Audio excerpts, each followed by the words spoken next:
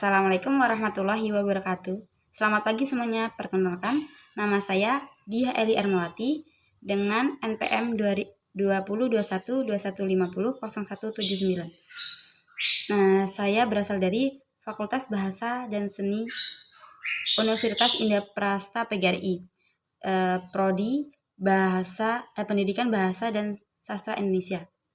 Pada kesempatan kali ini, saya ingin membuat video ini karena saya ingin menyelesaikan tugas akhir saya dalam MK Profesi. Pada kali ini saya ingin menjelaskan beberapa pengertian. Yang pertama, saya akan menjelaskan tentang pengertian profesi guru. Yang kedua, hak dan kewajiban guru. Yang ketiga, 4 komponen kompetensi guru, yaitu yang pertama learning to know, yang kedua learning to be, yang ketiga learning to do, yang keempat learning to live together. Yang pertama, saya akan menjelaskan tentang pengertian profesi guru. Menurut Kardanita, profesi guru adalah orang yang memiliki latar belakang pendidikan keguruan yang memadai. Keahlian guru dalam melaksanakan tugas-tugas pendidikan diperoleh setelah menempuh pendidikan keguruan tertentu.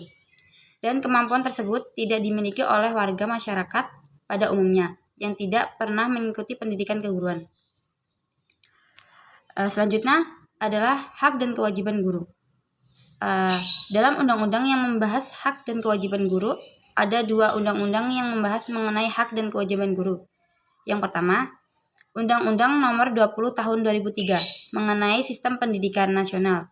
Yang kedua, Undang-Undang Nomor 14 Tahun 2005 mengenai guru dan dosen. Yang pertama adalah hak guru. Mengacu pada Undang-Undang Nomor 20 Tahun 2003 mengenai Sistem Pendidikan Nasional pasal 40 ayat 1, inilah sejumlah hak peran guru. Yang pertama, mendapatkan penghasilan dan jaminan kesehatan nasional yang layak dan memadai. Mendapat pembinaan karir sesuai tuntutan pengembangan kualitas. Yang keempat, mendapatkan perlindungan hukum saat bertugas dan hak akan hasil kekayaan intelektual. Yang kelima, mendapatkan kemampuan memakai prasarana serta fasilitas pendidikan sebagai pendukung kelancaran saat bertugas. Lalu ada pada Undang-Undang Nomor 14 Tahun 2005 mengenai guru dan dosen, pasal 14 ayat 1. Inilah sejumlah hak guru. Yang pertama, mendapatkan penghasilan di atas kebutuhan minimum serta jaminan sejahtera sosial.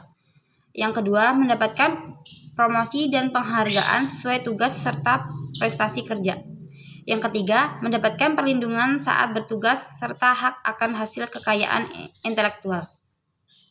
Yang keempat, mendapatkan kesempatan untuk meningkatkan kompetensi.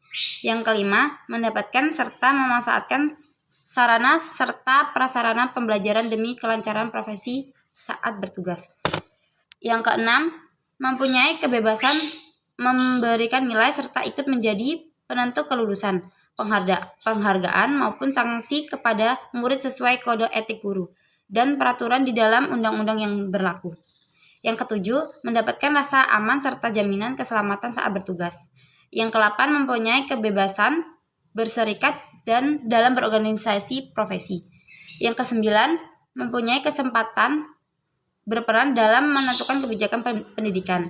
Yang ke-10, mendapatkan kesempatan berupa pengembangan dan peningkatan kualifikasi akademis serta kompetensi. Yang ke-11, mendapatkan pelatihan serta pengembangan profesi dalam bidangnya. Selanjutnya, kewajiban guru. Kewajiban adalah segala sesuatu yang harus kita lakukan dengan penuh tanggung jawab. Berdasarkan pasal 40 ayat 2, Undang-Undang Nomor 20 Tahun 2003 tentang Sistem Pendidikan Nasional, kewajiban guru mencakup dalam 3 aspek.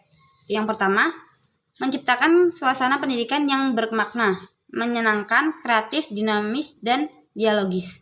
Yang kedua, mempunyai komitmen secara profesional untuk meningkatkan mutu pendidikan. Yang keempat, memberikan teladan dan menjaga nama baik lembaga, profesi, dan kedudukan sesuai dengan kepercayaan yang diberikan kepadanya. Selanjutnya ada berdasarkan pasal 20 Undang-Undang Nomor 14 Tahun 2005 tentang guru dan dosen beserta kewajiban guru, yaitu mencakup yang pertama, merencanakan pembelajaran, melaksanakan proses pembelajaran yang bermutu, serta menilai dan mengevaluasi hasil pembelajaran. Yang kedua, meningkatkan dan mengembangkan kualifikasi akademik dan kompetensi secara berkelanjutan sejalan dengan perkembangan ilmu. Yang ketiga, pengetahuan, teknologi, dan seni. Yang keempat, bertindak objektif dan tidak diskriminatif atas dasar pertimbangan jenis kelamin, agama, suku, ras, dan kondisi fisik tertentu, atau latar belakang keluarga dan status. Yang kelima, menjunjung tinggi peraturan perundang-undangan, hukum, kode etik, serta nilai-nilai agama dan etika. Yang keenam, memelihara dan memupuk persatuan dan kesatuan bangsa. Kewajiban juga merupakan suatu hal yang harus dilakukan demi mendapatkan hak yang dimiliki. Namun, pada sejumlah keadaan, kewajiban merupakan hal yang harus dilakukan sebab kamu sudah mendapatkan hak sebelumnya. Guru harus melakukan kewajibannya dalam mengajar agar membuat siswa tersebut mengerti apa yang diajarkan serta membuat siswa pintar dan menjadi penerus bangsa nantinya. Selanjutnya, pengertian 4 pilar pendidikan, yaitu mencakup yang pertama, learning to know, learning to do, learning to be, learning to live together. Yang pertama, learning to know. Pilar pertama ini memiliki arti bahwa para peserta didik dianjurkan untuk mencari dan mendapatkan pengetahuan sebanyak-banyaknya. Melalui pengalaman-pengalaman, hal ini akan dapat memicu munculnya sikap kritis dan semangat belajar peserta didik meningkat. Learning to know selalu mengajarkan tentang arti pentingnya sebuah pengetahuan, karena di dalam learning to know terdapat learning how to learn. Artinya peserta didik belajar untuk memahami apa yang ada di sekitarnya. Karena itu adalah proses belajar. Selanjutnya, learning to do. Pilar kedua menekankan pentingnya interaksi dan bertindak. Di sini para peserta didik diajak untuk ikut serta dalam memecahkan permasalahan yang ada di lingkungan sekitar. Melalui sebuah tindakan nyata, belajar untuk menerapkan ilmu yang didapat, bekerja sama dalam sebuah tim, guna untuk mencegah masalah dalam berbagai situasi dan kondisi. Learning to do berkaitan dengan kemampuan hard skill dan soft skill.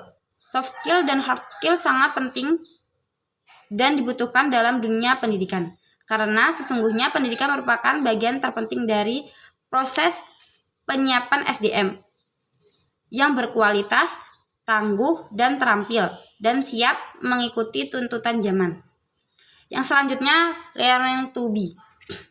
Pilar ketiga ini mempunyai arti bahwa pentingnya mendidik dan melatih peserta didik agar menjadi pribadi yang mandiri dan dapat mewujudkan apa yang peserta didik impikan. Penguasaan pengetahuan dan keterampilan atau soft skill dan hard skill merupakan bagian dari proses menjadi diri sendiri. Learning to be, menjadi diri sendiri, dapat diartikan sebagai proses pemahaman terhadap kebutuhan dan jati diri. Belajar untuk berperilaku sesuai dengan norma-norma dan kaidah yang berlaku di masyarakat. Belajar menjadi orang yang berhasil sesungguhnya merupakan proses pencapaian aktualisasi diri. Selanjutnya, learning to live together. Pilar yang terakhir ini yang mempunyai arti menanamkan kesadaran kepada para peserta didik bahwa mereka adalah bagian dari kelompok masyarakat. Jadi, mereka harus mampu hidup bersama. Dengan demikian, beragam etnis di Indonesia kita perlu menanamkan sikap untuk dapat hidup bersama. Mungkin penjelasan dari saya, semoga teman-teman bisa mengerti dalam penjelasan saya. Kurang lebihnya mohon dimaafkan. Wassalamualaikum warahmatullahi wabarakatuh.